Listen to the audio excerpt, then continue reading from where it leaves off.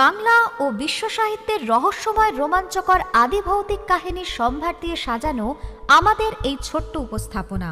আমরা সর্বপ্রথম অসংখ্য অসংখ্য ধন্যবাদ জানাই আমাদের সকল শ্রোতাদের আমাদের পাশে থাকার জন্য। আর আপনি যদি আমাদের চ্যানেলে নতুন হয়ে থাকেন তাহলে অবশ্যই আমাদের চ্যানেলটিকে সাবস্ক্রাইব করতে ভুলবেন না, যাতে বাংলা সাহিত্যের আরও সুন্দর সুন্দর রোমাঞ্চকর রহস্যময় গল্পের নোটিফিকেশন সবার আগে আপনার কাছে পৌঁছে যায়। বাংলা সাহিত্যের বিভিন্ন রহস্যময় রোমাঞ্চকর গল্প শুনতে আজই সাবস্ক্রাইব করতে পারেন আমাদের আরও একটি চ্যানেলকে। রহস্যের অন্ধকার নামক চ্যানেলটির লিংক ডেসক্রিপশন বক্সে দিয়ে দিলাম। আজ আমরা আপনাদের জন্য নিয়ে এসেছি তারানাথ তান্ত্রিকের একটি অভিজ্ঞতার কাহিনী অসুর। সমগ্র পরিচালনায় টিম সংকেত অডিও স্টোরি। বিভিন্ন চরিত্রে অভিনয় করেছেন অরূপ, পার্থপ্রতিম এবং মৌমিতা। পোস্টার ডিজাইনে কৃষ্ণেন্দু, সাউন্ড স্পেশাল এফেক্টে সায়ন। সঙ্গে থাকুন আর সবকিছু ভুলে হারিয়ে যান গল্পের দুনিয়ায়।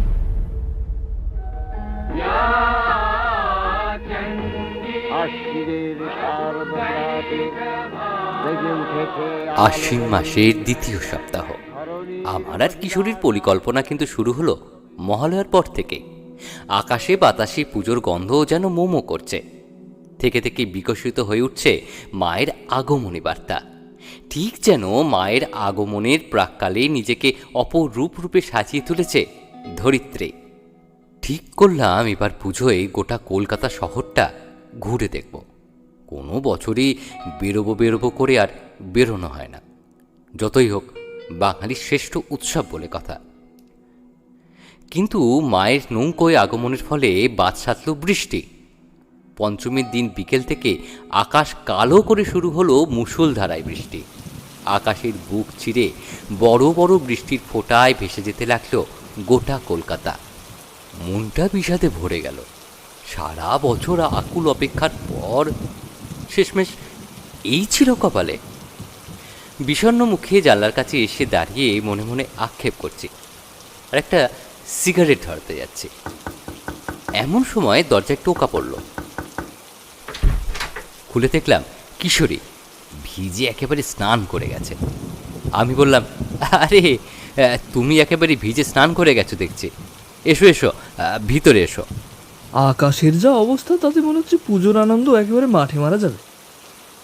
তাই বেরোনো যখন হবে না তার চাইতে বরং চলো তারানাথের বাড়ি হানা দেওয়া যাক।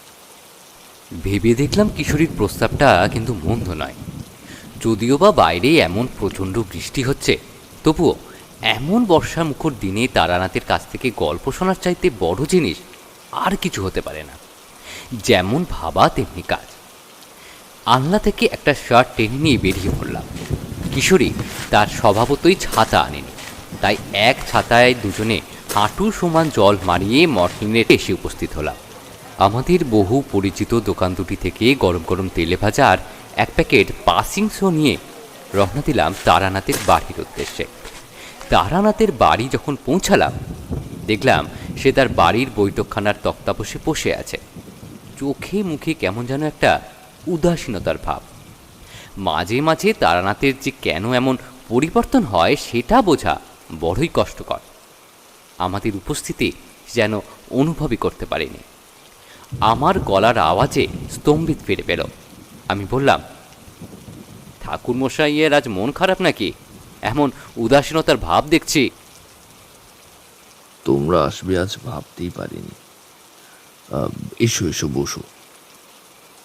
একটা গামছা দিচ্ছি, গা মুছে নাও।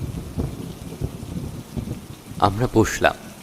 না আসলে চারিদিকে ঢাকের আওয়াজে পুজোর গন্ধে ছোটবেলাকার পুরনো কথাগুলো মনে পড়ে যাচ্ছিল।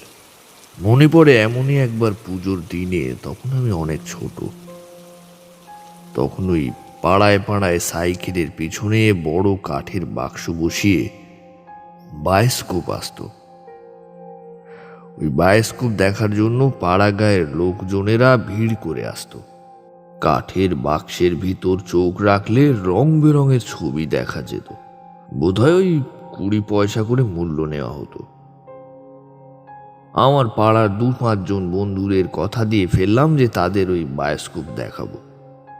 বাড়ি এসে বাবার কাছে 1 টাকা চাইলাম। কারণ বলার পর বাবা কষিয়ে দিলেন কান মুলে। কি ভাবছো 1 টাকার এমন কি ব্যাপার? কিন্তু তখনকার সময় ওই 1 টাকায় 10 জন মানুষের পেট চুক্তি খাওয়ার পর এক ধামা খই মুড়ি কিনে বাড়ি আনা যেত। এসব হয়তো তোমাদের গল্প বলে মনে হবে, কিন্তু এটাই বাস্তব। যাই হোক, বিষণ্ণ মুখে হাঁটু বুঝে চণ্ডী মণ্ডপে বসে আছি। এমন সময় পিঠের উপর কার হাতের স্পর্শে পিছন ফিরে তাকিয়ে দেখি ঠাকুর দাদাকে দেখে আমার 2 চোখ দিয়ে গড়িয়ে পড়ল অভিমানের অশ্রু। 2 হাত দিয়ে আমার চোখের জল মোছাতে মোছাতে বললেন, দূর পাগল, পুরুষ মানুষ কখনো কাঁদে নাকি রে? তুই যে আমার শঙ্কর, যে নিজের জন্য নয় পরের জন্য কাঁদে। তারপর আমার হাতে একটি টাকা দিয়ে বললেন, এই নে যা, সবাই মিলে বায়োস্কোপ দেখ, আর কালু ময়নার জিলিপি খাওয়াতে ভুলিস না কিন্তু। ছোটবেলাকার কথা মনে পড়লে মনটা তো একটু খারাপ হয়। কথায় কথায় তেলে ভাজাগুলো অনেক আগেই শেষ হয়ে গেছে, এখন শুধু শাল পাতাগুলো পড়ে আছে। কিশোরী সিগারেটটা তারানাথের দিকে এগিয়ে দিয়ে বলল, এমন পুজোর মুখে এই বৃষ্টি কি ভালো লাগে বলুন তো? এই মরা বৃষ্টি কখন থামবে কে জানে, একেবারে যাচ্ছে তাই ব্যাপার। তারানাথ আপন খেয়ালে একটা সিগারেট ধরিয়ে বলল, বৃষ্টি যে আজ হবে তা আমি জানতাম, এবং শুধু আজ নয়, এই 4-5 দিন এক নাগাড়ে বৃষ্টি হবে, অবিশ্রান্তভাবে ঝরে পড়বে পৃথিবীর বুকে। কিশোরীর স্বভাবটা বরাবরই একটু অন্য রকমের। সে তারানাথের উদ্দেশ্যে বলল, তাই নাকি? ঠাকুরমশাই কি জ্যোতিষ ছেড়ে আবহাওয়াবিদ হয়ে গেলেন নাকি? তারানাথ রোষ কষায়িত দৃষ্টিতে কিশোরীর দিকে তাকিয়ে বলল, যা বোঝো না তা নিয়ে কথা বলো না হে, এসব হচ্ছে গুরুমুখী বিদ্যা, এসব নিয়ে হাসি তামাশা করতে নেই। বিগতিক বুঝে আমি বললাম, আহা, আপনি ওর কথা শুনে খামোকা তো চটেন কেন? ও তো আপনাকে রাখানোর জন্য এসব কথা মাঝে মাঝে বলে। আপনি বরং তার চাইতে একটা ভালো গল্প বলুন। এমন বর্ষার মুখর দিনে আপনার মুখে একটা গল্প না শুনলে কেমন যেন নিরামিষ নিরামিষ লাগে। তারানাথ আমার কথা শুনে একটু মৃদু হেসে সিগারেটের টান মেরে বলল,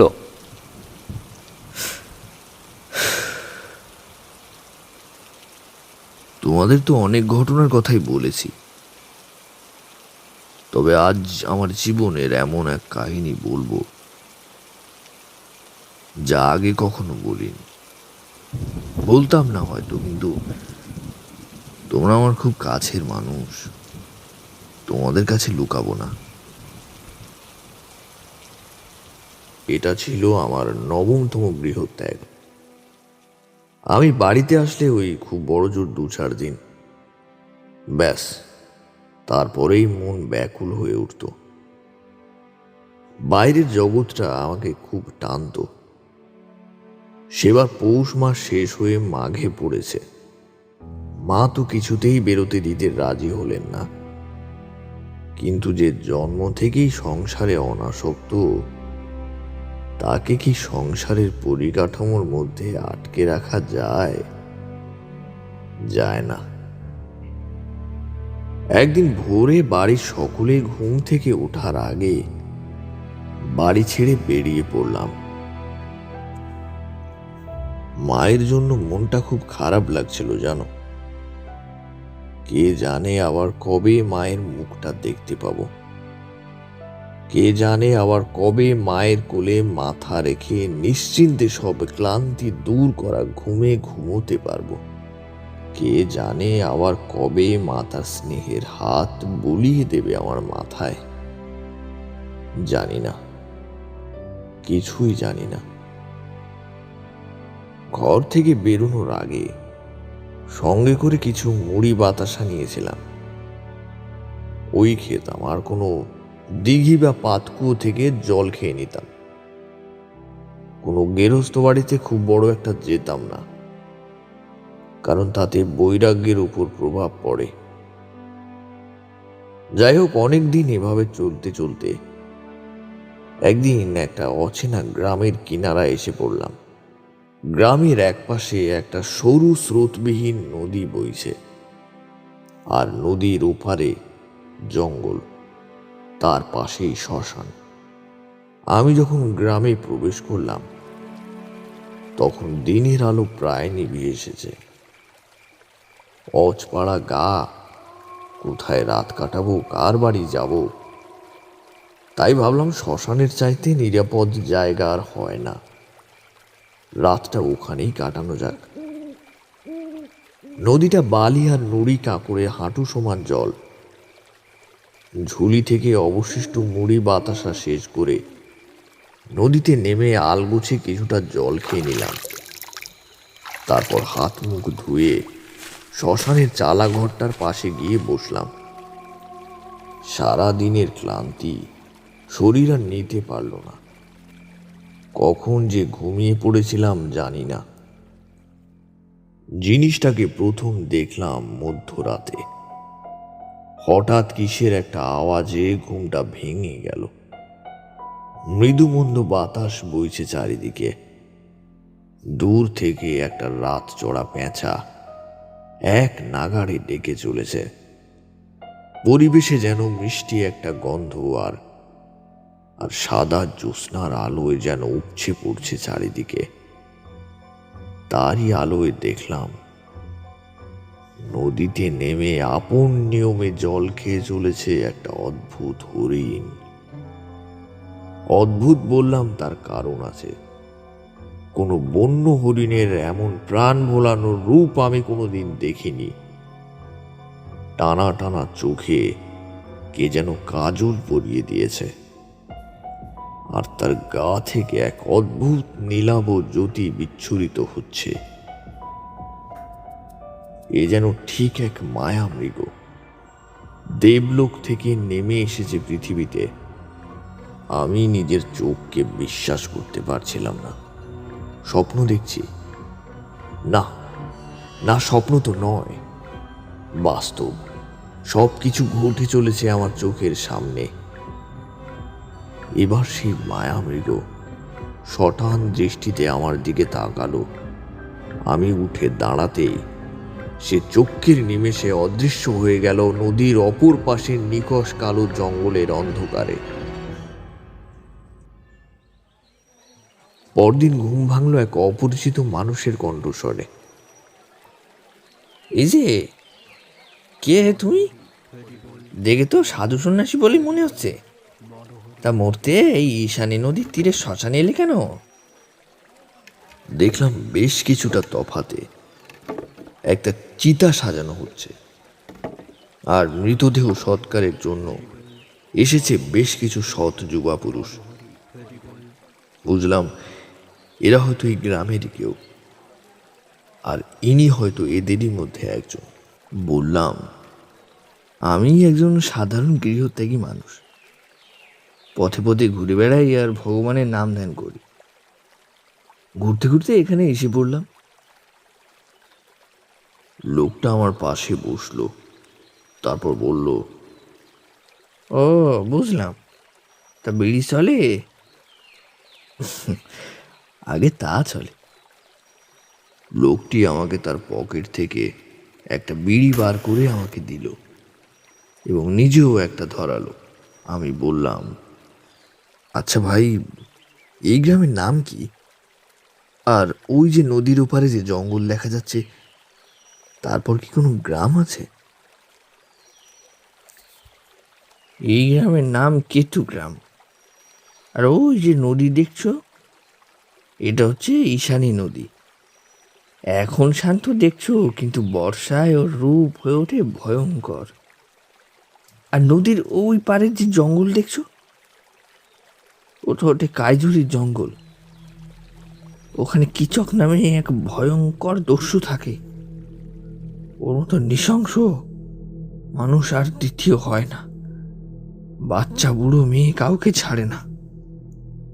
যদি কোনো মানুষ ভুল করেও ঢুকে যায় আর কোনোদিন ফিরে আসে না, ভুলেও যেন ওদিকে মারিও না ঠাকুর। আপনি বরং আমার সঙ্গে চলুন, এখানে একা আর থাকবেন না। না ভাই, আমি গৃহত্যাগী বৈরাগী মানুষ। আমার এই পথঘাটের জীবন, আমার আর কি কি ক্ষতি করবে? কি বা আছে যে আমার কাছ থেকে কেড়ে নেবে? আমার কথায় একটু অবাক হয়ে লোকটি বলল, কি যে বলি কর্তা আপনাদের, সাধু সন্ন্যাসী মানুষ, আপনাদের মতি গতি বোঝা বড় কষ্টকর। ঠিক আছে, যা ভালো বোঝেন করেন। তবে একটা কথা ঠাকুর, ভুলেও কিন্তু এই কাইজুরির পথ মারিও না। হ্যাঁ, লোকটির নাম জানা হলো না, তবে বেশ ভালো পরোপকারী মানুষ। যাওয়ার সময় আমাকে সে কিছুটা খই ছিঁড়ে আর কিছু আখের গুড় দিয়ে গেল। গ্রাম থেকে আসা নবযুবকেরা তাদের মৃতদেহ সৎকারের কাজ সম্পন্ন করে গ্রামে ফিরে গেল। কাল মধ্যরাতের পর থেকে দু চোখের পাতা এক করতে পারিনি। থেকে থেকে শুধু কাল রাতের সেই অদ্ভুত মায়ামৃগর কথাটা ভেবে চলেছি আর তার ব্যাখ্যা খোঁজার চেষ্টা চালাচ্ছি। দুপুরটা ঈশানী নদীর স্রোতবিহীন সুমিষ্ট জলে স্নান সেরে নিলাম। তারপর সেই পরোপকারী অপরিচিত যুবকের দেওয়া সেই খই চিড়ে শেষ করে যখন উঠলাম, দিনের আলো প্রায় কমে এসেছে। প্রায় নিভে যাওয়া চিতার উপরে ঘুরে বেড়াচ্ছে কিছু শকুনের দল। দূরে ঈশানী নদীর ওপারের গাঢ় কালো জঙ্গল থেকে এক নাগাড়ে ডেকে চলেছে কিছু শিয়াল। নিভে আসা চিতার জ্বলন্ত কাঠের একটা টুকরো দিয়ে একটা বিড়ি জ্বালিয়ে নদীর ওপারের কাইজুরির জঙ্গলের দিকে তাকিয়ে বসে রইলাম। মনে মনে ঠিক করলাম, আজ আর ঘুমোবো না, দেখাই যাক না সেই অদ্ভুত অভূতপূর্ব মায়ামৃগ ওপারে নিকষ কালো জঙ্গলের বুক চিরে বেরিয়ে আসে কিনা ঈশানী নদীর সুমিষ্ট জলে তার তৃষ্ণা নিবারণের জন্য। বসে থেকে থেকে দু চোখের পাতা দুটো বুঝে আসছিল। মাথার উপর স্নিগ্ধ চাঁদের আলোয় মুখরিত হয়ে উঠছে পরিবেশ। আজকের রাতটা বড় অদ্ভুত, পার্থিব অপার্থিব সব মিলে মিশে যেন একাকার হয়ে গেছে। মনে মনে এইসব কথা ভাবছি আর সেই সময় নাকে অনুভব করলাম একটা মিষ্টি গন্ধ, অদ্ভুত ঝিম ধরানো একটা গন্ধ। ঘুম জড়ানো আধবোঝা চোখে দেখলাম নদীর ওপারের জঙ্গলের ভেতর থেকে ধীরে ধীরে বেরিয়ে আসছে একটা নীলাভ আলো। আমি নড়ে চড়ে বসলাম। তন্দ্রা ভাবটা তখন ছুটে গিয়েছে। ধীরে ধীরে সেই নীলাভ আলো নেমে এলো ঈশানী নদীতে। এবার স্পষ্ট দেখলাম আগের রাতের মতোই অসামান্য সেই দেবলোক থেকে আগত মায়ামৃগকে। আমি ধীরে ধীরে আরো কাছে এগিয়ে এলাম। হরিণটার আকার ভঙ্গিমা বড় অদ্ভুত। আমার উপস্থিতি যেন সে আগে থেকেই টের পেয়েছে। ভালো করে লক্ষ্য করে দেখে মনে হলো তার অদ্ভুত মায়াময় চোখের চাউনি কিছু যেন বোঝাতে চাইছে আমাকে। এবার সেই মায়ামৃগ জল থেকে উঠে আবার সেই জঙ্গলের দিকে এগোলো। এবার আমি নিজেকে আর নিয়ন্ত্রণ রাখতে পারলাম না। এক মুহূর্তে হারিয়ে গেল সব বিপদের কথা, অপরিচিত মানুষটির বারবার সতর্কের কথা। মনের মধ্যে বাসা বেঁধেছে আদম্য এক কৌতূহল। সব ভুলে সব বিপদের কথা মাথা থেকে ঝেড়ে ফেলে ধীরে ধীরে সেই অভূতপূর্ব মায়ামৃগের পিছন পিছন গিয়ে ঢুকলাম সেই কাইজুরির ঘন নিকষ কালো বনের গহীনে। বাইরে আবার শুরু হয়েছে বৃষ্টি। বড় বড় বৃষ্টির ফোঁটায় ভেসে যেতে লাগলো গোটা কলকাতা। কিশোরী আর আমি তারানাথের মুখে অনেক গল্প শুনেছি, কিন্তু এই ধরনের বিচিত্র অভিজ্ঞতার কাহিনী কোনোদিন শুনিনি। গল্প বলতে বলতে কখন যে তারানাথের হাতের জ্বলন্ত সিগারেট নিভে এসেছিল সেটা খেয়ালই করেনি। অন্যমনস্কভাবে দেশলাইটা জ্বালিয়ে নিভে যাওয়া অর্ধেক শেষ হয়ে যাওয়া সিগারেটের শেষ অংশটা ধরিয়ে তারানাথ আবার বলে চলল, আর আমরা অবাক হয়ে শুনতে লাগলাম। কাইজুরির জঙ্গল এত ঘন এবং বিশাল বিশাল বৃক্ষ সমন্বয়ে বিস্তৃত যে চাঁদের আবছা আলো সেই জঙ্গল ভেদ করে ক্ষীণভাবে প্রবেশ করছে বন মধ্যে। আমার 100 গজের মধ্যে হেঁটে চলেছে মায়ামৃগ, আর আমি তার পিছন পিছন চলেছি। মাঝে মাঝে যেন তার লম্বা কান দুটো খাড়া করে দিয়ে পেছনে ফিরে দেখে। আমার স্পষ্ট মনে হলো সে যেন কিছু একটা বলতে চাইছে। কোথায় কোনো এক অজানা রহস্যের গহীনে টেনে নিয়ে যেতে চাইছে আমাকে। অসহায় ভাবে সাহায্য চাইছে, কিন্তু কিসের, কার কাছে নিয়ে যেতে চাইছে, আর কোথায় বা নিয়ে যেতে চাইছে আমাকে? শুধু আদম্য এক কৌতূহলে সেই অভূতপূর্ব মায়ামৃগের পিছন পিছন হেঁটে চলেছি। এইভাবে কতক্ষণ হাঁটলাম জানি না। হঠাৎ আর দেখতে পেলাম না হরিণটাকে। সম্বিত যখন ফিরল বুঝলাম বনের অনেকখানি গহীনে চলে এসেছি। এদিকে ওদিকে ভালো করে চাইলাম, কিন্তু কোথাও কিছু দেখতে পেলাম না। বেশ আশ্চর্য লাগলো, মনে মনে বেশ একটু রাগও হলো। একটু হলো হরিণটাকে অনুসরণ করতে গিয়ে কোথায় এসে পড়লাম কে জানে। এই দুর্বেদ্য অন্ধকার বনের মধ্যে লোকালয়ের সন্ধান পাওয়া তো দুষ্কর বিষয়। আমি যেখানটা এসে পৌঁছালাম সেখানে জঙ্গলের ঘনত্ব অনেকটা কম। এই দুর্বেদ্য অন্ধকারে আর এগোনো ঠিক হবে না। কাল সকালে ভোরের আলো ফুটলেই বরং এগোনো যাক। এইভাবে একটা বড় গাছের নিচে বিশ্রাম করতে বসলাম। জঙ্গলের যে প্রান্তে এসে পৌঁছালাম সেখানকার জঙ্গল বেশ কিছুটা ফাঁকা হয়ে এসেছে, তাই চাঁদের আলোয় মোটামুটি স্পষ্ট দেখা যাচ্ছে চারিদিকে।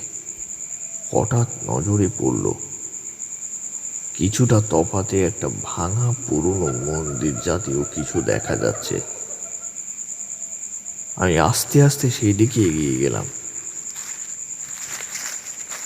কিছুটা মন্দিরের কাছে আসতেই মন্দিরের ভেতর থেকে একটা ক্ষীণ আলোর রেখা দেখতে পেলাম।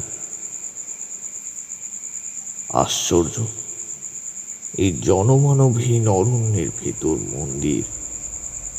মন্দির থাকাটা যদিও আশ্চর্যের নয়, কিন্তু তার ভেতর থেকে আলোর রেখা কিসের সেটা অবশ্যই আশ্চর্যের বিষয়। এইসব কথা ভাবছি আর একটু একটু করে সেদিকে এগিয়ে যাচ্ছি। কাছে এসে দেখলাম বেশ পুরনো একটা মন্দির, এবং মন্দিরের ভেতরে একটা গোল কালো সুড়ঙ্গ দেখতে পেলাম। আলোটা আসছে সেই সুড়ঙ্গের ভেতর থেকে। বড় বড় পাথর দিয়ে মন্দিরটা করা। বহু বছর ধরে কেউ বা কারা হয়তো এখানে পুজো করত বা হয়তো করে আসছে। আস্তে আস্তে ভেতরের দিকে এগোলাম। এমন সময় নজরে পড়ল দূরে বনের মধ্যে থেকে বেশ কিছুটা আলোর রেখা হেলতে দুলতে এদিকে এগিয়ে আসছে। হঠাৎ জানি না কিসের একটা অজানা আশঙ্কা জন্ম নিল আমার মনের মধ্যে। তাড়াতাড়ি সেই সুড়ঙ্গ পথে আমি মন্দিরের ভিতরে প্রবেশ করলাম।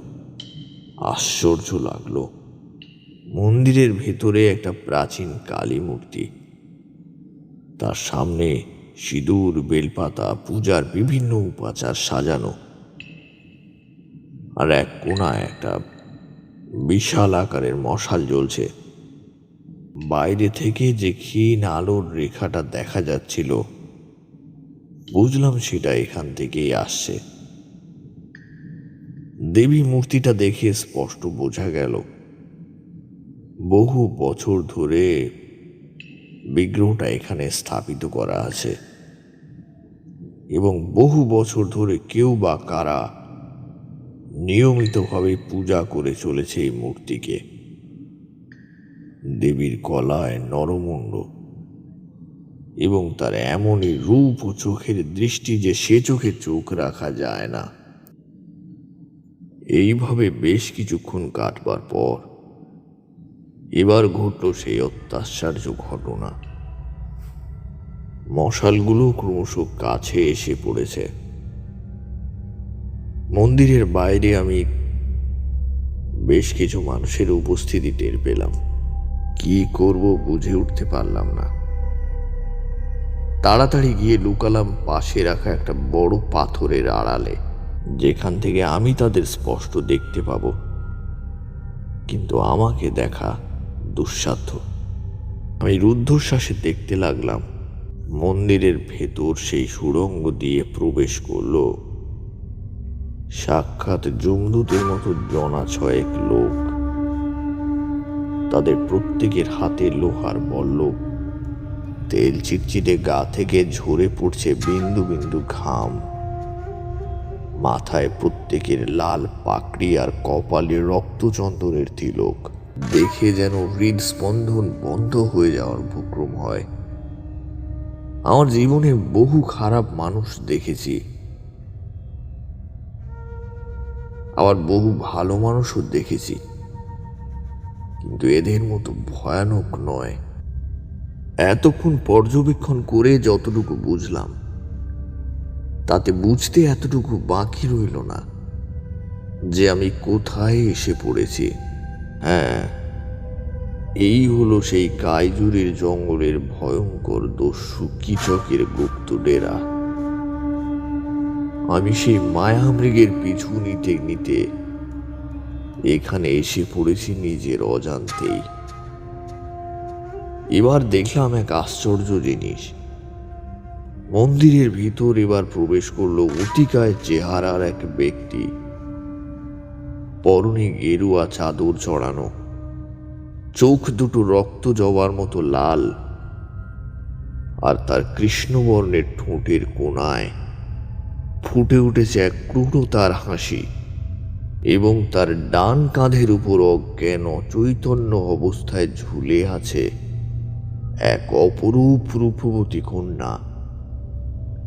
ধীরে ধীরে সে মেয়েটিকে মেঝেতে নামিয়ে রাখল। বুঝলাম ইনি হচ্ছেন দস্যু সর্দার কিচক। জয় মা, জয় মা ভবানী। মা এতদিনে এই সময় এসেছে মা। আমার উদ্দেশ্য সফল হতে চলেছে মা। প্রসন্ন হ মা, প্রসন্ন হ। ভোগ গ্রহণ কর মা, ভোগ গ্রহণ কর। তারপর সে অচৈতন্য মেয়েটির বাঁধন খুলে দিয়ে নিজের আঙুল কেটে রক্তের তিলক পরিয়ে দিল তার কপালে। অদ্ভুত মনোমুগ্ধকর রূপ মেয়েটির। হাঁটু পর্যন্ত বিস্তৃত খোলা কালো মেঘের মতো চুল, নাকে বড় নথ, আর লাল পাড় শাড়িতে যেন সাক্ষাৎ মা দুর্গা। কিন্তু এই দস্যুরাই নবযুবতী কন্যাকে এখানে কেন নিয়ে এলো? কি উদ্দেশ্য তাদের? হঠাৎ একটা কথা মনে পড়ে গেল, আর সঙ্গে সঙ্গে এক অজানা আশঙ্কায় বুকের ভেতরটা কেঁপে উঠল। আজ মাঘ মাসের শুক্লাপক্ষ। আজকের দিনটা ডাকাত দস্যুদের কাছে একটা বিশেষ গুরুত্বপূর্ণ দিন। বৃহৎ কার্যসিদ্ধির আগে মাঘ মাসের শুক্লাপক্ষের এই বিশেষ তিথিতে দস্যুরা তাদের আরাধ্য দেবীকে নরবলি দিয়ে সন্তুষ্ট করে, এটা আমার অজানা ছিল না। বাইরে এক নাগারি বৃষ্টি আর সেই সঙ্গে ঝোড়ো হাওয়ায় গল্প একেবারে জমে উঠেছে। অন্যদিন কিশোরী তারানাথের উদ্দেশ্যে নানান রকম টিপ্পনি কাটলেও আজ দেখলাম সে সুবোধ বালকের মতো চুপ করে বসে আছে। আসলে সেটাই স্বাভাবিক। তারানাথের মুখে অনেক গল্প আমরা শুনেছি, তবে আজকের গল্পটা সত্যি অদ্ভুত রকমের। আমরা দুজনেই উৎসুক করতে লাগলাম ধূমপানের জন্য। সেটা বুঝতে পেরেই তারানাথ বলল, কি আর একটু চা হবে নাকি? তারানাথ উঠে ভিতরে চলে গেল। আমি আর কিশোরী উঠে গিয়ে দুটো সিগারেট ধরালাম। আমরা যখন ধূমপানের জন্য উৎসুক করতে থাকি, তারানাথ তা জেনে বুঝেই আমাদের ধূমপানের জন্য সুযোগ করে দেয়। কখনো বা চা বানানোর আছিলায়, কখনো বা তামাক সেজে আনার আছিলায়। কিছুক্ষণের মধ্যেই তারানাথ ফিরে এলো, সঙ্গে 3 কাপ চা নিয়ে। আমরাও আমাদের জায়গায় এসে বসলাম। চায়ের কাপে চুমুক দিয়ে তারানাথ বলল, তখনকার সময় এইসব ডাকাতদের বুকের পাঠা ছিল, বুঝলে। যে বাড়িতে ডাকাতি করতে যেত সেই বাড়িতে আগে থেকেই চিঠি লিখে জানান দিয়ে আসতো। এদের নাম শুনলে রাজা জমিদারদের বুকও কেঁপে উঠত।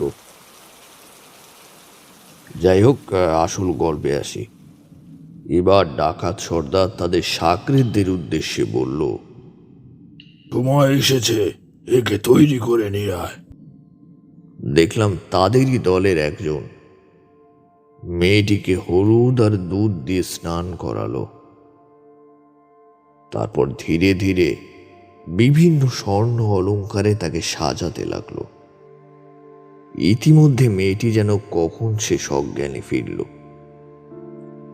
তার নিষ্পাপ নিষ্কলঙ্ক মায়া ভরা মুখের দিকে তাকিয়ে আমার হৃদয়টা মুহূর্তে টুকরো টুকরো হয়ে যেতে লাগলো। জীবনের কতটুকুই বা শুরু হয়েছে তার, জীবনে কি বা দেখেছে সে, কতটুকুই বা বেঁচেছে। একটু একটু করে রাত যত বাড়ছে, তার জীবন থেকে মুছে যাচ্ছে একটু একটু করে প্রাণের শেষ বিন্দুটুকু। এই নির্বোধ নৃশংস অসুরেরা আস্তে আস্তে কেড়ে নিচ্ছে তার বাঁচার শেষ অধিকারটুকু। এই অসুরেরা কি বুঝতে পারে না যে মা তার এক সন্তানের বলি নিয়ে তার অন্য সন্তানকে আশীর্বাদ দিতে পারে না? রাত আরো গভীর হলো। এবার মেয়েটিকে ধীরে ধীরে হাঁড়ি কাঠের দিকে নিয়ে যাওয়া হলো। মেয়েটির জ্ঞান ফিরেছে। অসহায় দৃষ্টিতে চারিদিকে দেখছে, যেন কারুর আশার অপেক্ষায় সে সময় গুনছে। কিন্তু কে বাঁচাবে, কে আসবে তাকে বাঁচাতে এই কায়জুরির বিশাল ঘন গহীন অরণ্যের মধ্যেখানে? চোখ বন্ধ করে ঈশ্বরকে ডাকলাম, হে ঈশ্বর, হে মা ভবানী, হে কাল ভৈরব, আমি একজন অসহায় ভক্ত, তোমার সেবক। আমি যদি আমার জীবনে এতটুকু পূর্ণার্জন করে থাকি, এতটুকু আয়ু সঞ্চয় করে থাকি, তবে আমার সবটুকু আয়ু কেড়ে নিয়েই এই নিষ্পাপ নিষ্কলঙ্ক মেয়েটিকে রক্ষা করো প্রভু। মেয়েটির মাথা হাঁড়ি কাঠে প্রবেশ করে আর কিছু মুহূর্তের মধ্যেই সব শেষ হয়ে যাবে। নিজেকে নিয়ন্ত্রণ রাখা আর সম্ভব হলো না। জানি যা করতে যাচ্ছি তাতে আমার জীবন শেষ হতে পারে এক মুহূর্তে। এক মুহূর্তে আমার সাধন ভজনের জীবনের মায়া কাটিয়ে চিরনিদ্রায় চলে যেতে হতে পারে। কিন্তু তবুও আমার জীবনের চেয়ে এই নিষ্পাপ অসহায় মেয়েটির জীবনের মূল্য অনেক। আমার প্রাণ চলে যায় যাক, তবু আজ আমাকে শেষ লড়াইটা লড়তেই হবে। এই লড়াই মানব আর অসুরের মধ্যে, এই লড়াই ধর্ম আর অধর্মের মধ্যে। এই লড়াই কোনো এক অসহায় পিতার বুক থেকে কেড়ে নেওয়া তার মেয়েকে ফিরিয়ে দেওয়ার জন্যে। প্রবল ক্রোধে পাথরের পেছন থেকে বেরিয়ে এলাম। আমার এই আকস্মিক আগমনে সকলেই হকচকিয়ে গেল। আমাকে দেখে সেই নিষ্পাপ মেয়েটির মুখে যেন প্রশান্ত ভয়হীন হাসি ফুটে উঠল, যেন সে আমার আসার অপেক্ষাতেই ছিল। কখন আমি আসবো আর কখন তাকে উদ্ধার করবো এই ভয়ানক অসুরদের হাত থেকে। আমি আমার সর্বশক্তি দিয়ে একত্রিত করে সেই দস্যু সর্দারের পাশ কাটিয়ে সেই বিশাল কালী মূর্তির সামনে দাঁড়িয়ে চিৎকার করে বললাম, হে চামুন্ডা, এ কাল ভৈরব, শক্তি দাও। বলে এক ধাক্কায় জমদূতের মতো ভয়ঙ্কর দস্যু সর্দারকে দু হাতে ঠেলে ফেলে দিয়ে মেয়েটার হাত ধরে হ্যাঁচকা টান মেরে সরু গলিটা দিয়ে বাইরের দিকে ছুটলাম। সবাই যেন স্তব্ধ, কেউ কিছু বুঝে ওঠার আগেই বাইরে হঠাৎ শুরু হলো প্রবল ঝড়। মাটি কেঁপে উঠল ভূমিকম্পে। আমি সেই মেয়েটিকে টেনে হিজড়ে অন্ধকারের মধ্যে গুহার বাইরে যেতে লাগলাম। ততক্ষণে মন্দিরের পাথর ভেঙে পড়তে শুরু করেছে। আমরা কোনো মতে মন্দিরের গুহা থেকে বেরিয়ে এলাম, আর প্রায় সঙ্গে সঙ্গে একটা বিশাল প্রস্তর খণ্ডকোট থেকে গড়িয়ে এসে গুহার মুখটা বন্ধ হয়ে গেল।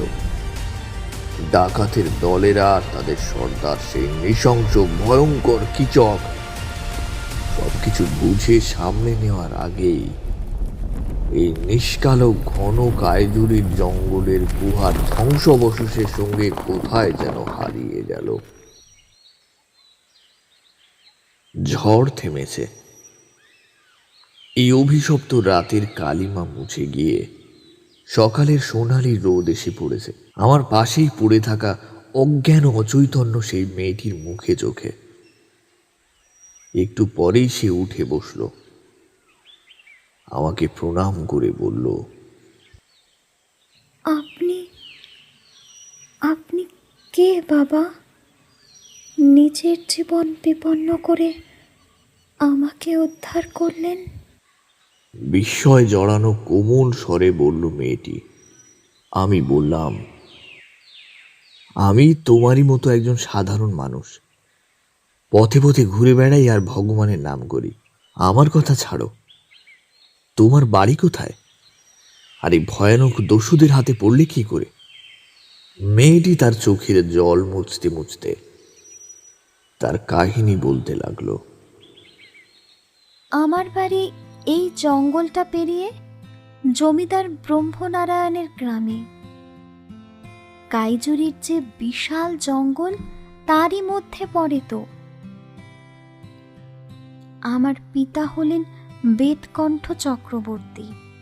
তিনি বংশ পরম্পরায় জমিদার বাড়ির বহু পুরনো পূজারী। জানেন, জমিদার বাড়ির মা কালী খুব জাগ্রত। আমিও বাবার সাথে মন্দিরের দেখাশোনার ভান নিয়েছিলাম। মনে মনে সংকল্পও করেছিলাম আজীবন ব্রহ্মচারিণী হয়ে মায়ের দাসী হয়েই থাকব। আসলে জন্মের সময় আমার মা মারা যায়, তাই ছোট থেকেই মা ভৈরবী আমার মা। মা ভৈরবীকেই নিজের মা বলেই ডেকেছি। এভাবেই দিন কাটছিল, সবই ঠিকঠাক চলছিল জানেন। কিন্তু একদিন ঘটল সেই অঘটন। জমিদার বাড়ির সদর দরজায় হঠাৎ একটা চিঠি পাওয়া গেল। চিঠিটা ছিল এই দস্যু সর্দার কিচকের। তাতে লেখা ছিল, আসছে মঙ্গলবার আমরা আসছি, তোমরা তৈরি থেকো।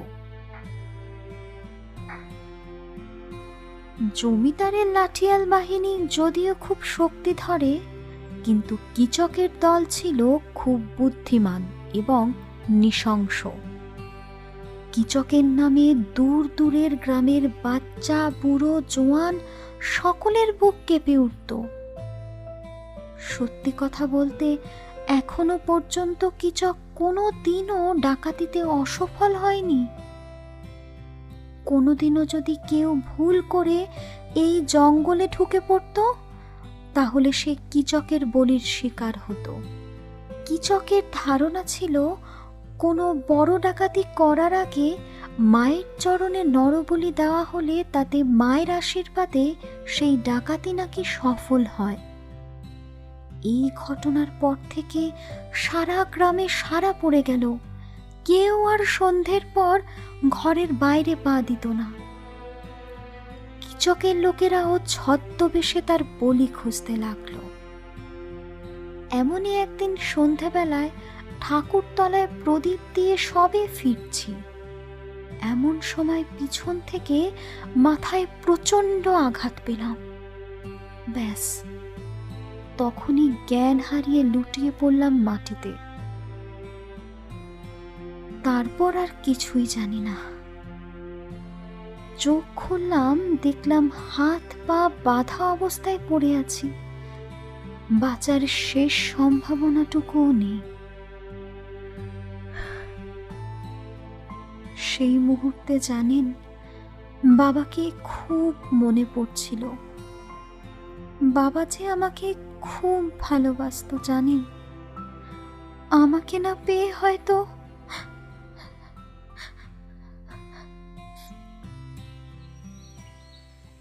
আমি মেয়েটিকে বললাম, চোখের জল মুছে ফেলো, ঝড় থেমেছে, আমি তো নিমিত্ত মাত্র। স্বয়ং মা ভৈরবী তোমাকে বাঁচিয়েছেন, অসুর নিধন হয়েছে। আর ভয় নেই, যে যার কর্মের ফল সে এই জন্মেই পায়। তবে বাবা বলে যখন ডেকেছ, তখন একটা কথা বলি, দাসী হয়ে নিজের জীবনকে সমর্পণ করো না। সংসার ধর্ম হলো সবচেয়ে বড় ধর্ম, সবচেয়ে বড় কর্ম। সৃষ্টির এটাই নিয়ম, হয়তো মায়েরও তাই ইচ্ছা। চলো, এবার তোমাকে তোমার বাবার কাছে ফিরিয়ে দেওয়ার সময় এসেছে। দুর্গাকে সসম্মানে তার গ্রামে পৌঁছে দিয়েছিলাম। গ্রামের জমিদার সহ প্রত্যেক মানুষ একে একে আমাকে প্রণাম করে গেল। সব ঘটনা শোনার পর মহা সমারোহে মা ভবানীর পুজো হয়। গোটা গ্রাম উৎসবে মেতে ওঠে।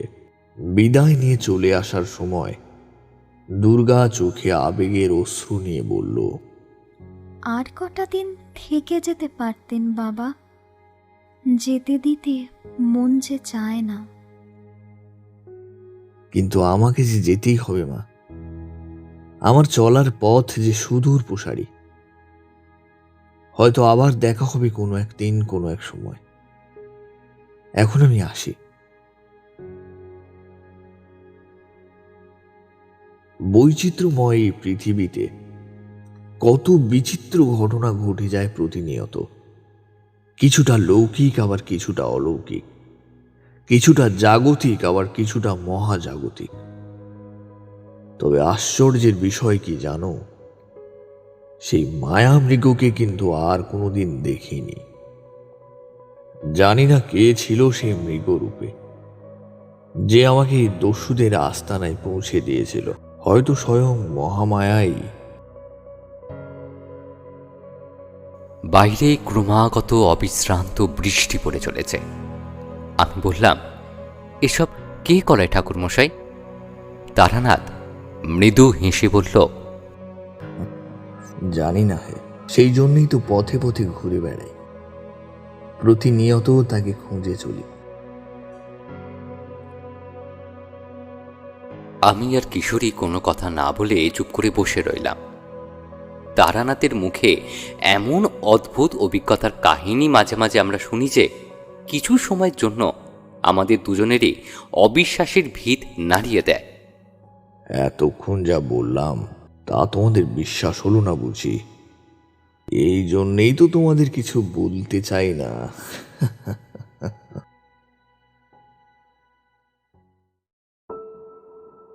সংকেত অডিও স্টোরিতে এতক্ষণ শুনছিলেন তারানাথ তান্ত্রিকের একটি অভিজ্ঞতার কাহিনী অসুর। গল্পটি কেমন লাগলো অবশ্যই আমাদের জানাতে ভুলবেন না। আর আপনি যদি আমাদের চ্যানেলে নতুন হয়ে থাকেন তাহলে অবশ্যই আমাদের চ্যানেলটিকে সাবস্ক্রাইব করুন, যাতে বাংলা সাহিত্যের নতুন নতুন রোমাঞ্চকর গল্পের নোটিফিকেশন সবার আগেই আপনার কাছে পৌঁছে যায়। আবারও অন্য একদিন অন্য কোনো সময় নতুন এক গল্প নিয়ে এসে হাজির হব। ততক্ষণ পর্যন্ত সবাই সুস্থ থাকুন, সুরক্ষিত থাকুন। ধন্যবাদ।